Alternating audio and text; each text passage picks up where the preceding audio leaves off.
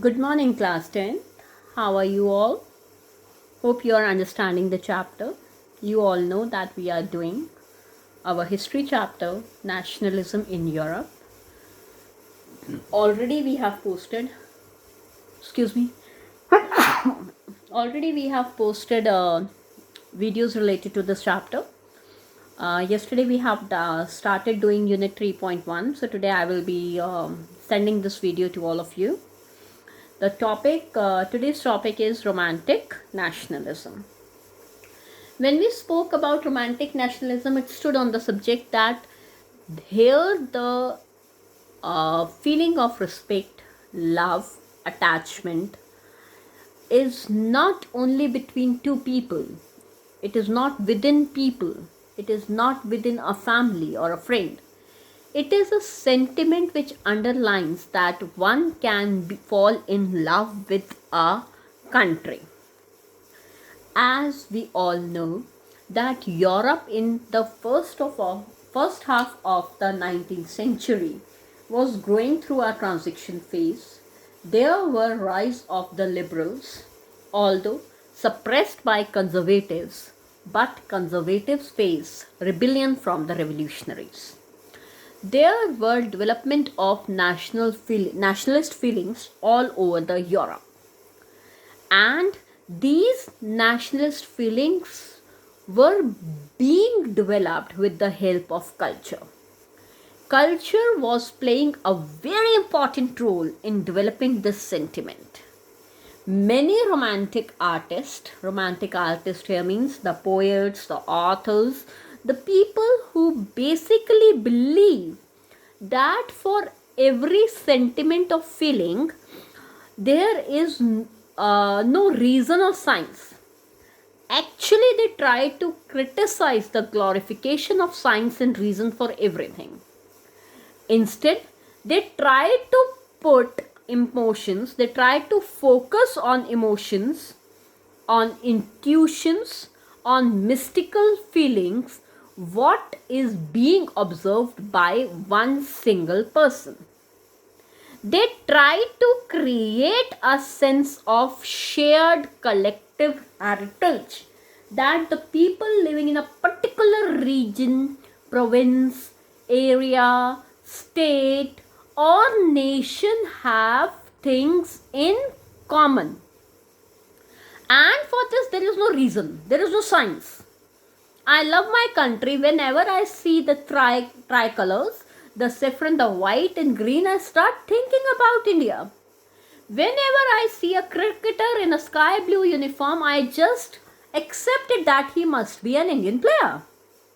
Whenever I see a bindi, a tilak on any forehead, I just recognized that it is basically influenced by the Indian ethnicity. Wherever I see a fluid with a moorpank, with a peacock feather, I just thought that it belongs to Indian god. So there is something common in all the cultures, and there is something common in ethnicity, the mystical feelings and the intuitions, our intuitions, which form the basis of a nation. For underlining this idea, in your book, 4 examples has been quoted. The first example has been given in the form of a picture, a painting made by Eugene Delroux. Although we have done this painting in the book, I have shown you this painting while taking a lecture during online class. Right now I am unable to show it, but Eugene Delroux was a French painter जिनकी सबसे ज़्यादा बड़ी painting जो famous हुई वो था the मैक्सक्यर of चॉस the मैसेक्यर means मारकाट. किसको मारा, किसने? Actually, his painting depicts how Greeks were maimed, murdered, prosecuted by the Turkish Empire. It tried to gain the sympathy of the European people for Greeks against the Ottoman Empire. And it states that Greece, yes, of course, have something in common which the Turkish people are trying to suppress. Similar effort was, another person who made this effort was Johann Gottfried Herder. Johann Gottfried Herder was a German philosopher who actually believes that in reality, if you really want to discover the German culture, you can discover it from Das Volk. We write it as Das Volk, but the pronunciation is Das Volk. Das Volk means the common people.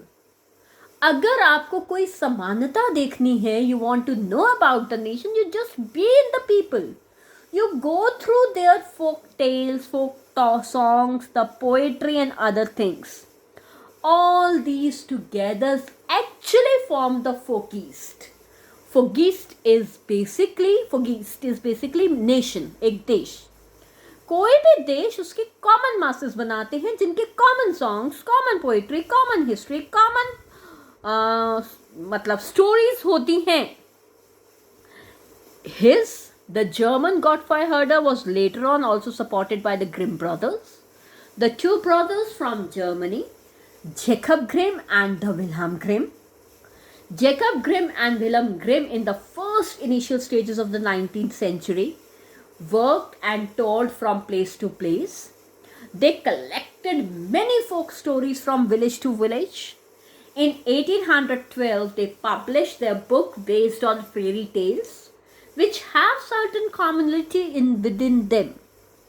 They also gathered lots of vocabulary and then published a 33-volume dictionary to let people know that this is all the words you are using and you are all in common. You all are following the same ethnicity and tradition.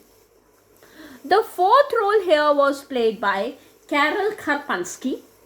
Karol Karpański actually belongs to Poland. Might be you guys remember, during the Vienna Congress, a part of Poland was given to Russia जब conservative regimes were set up. अब Poland had their own language, their own culture, their own tradition, which was not accepted by the Russians. Russians tried to suppress the Poland. And then after, Polish people started celebrating their national culture through operas and songs, through operas and music. Karol Karpański spreaded the ideas of the operas like Mazurka and Polonaise to celebrate the national culture. So in this way we say that culture plays a very important role in the formation of the nation states, and we all must accept it. For today's class, it's over. Please have a reading of Unit 3.1. Thank you.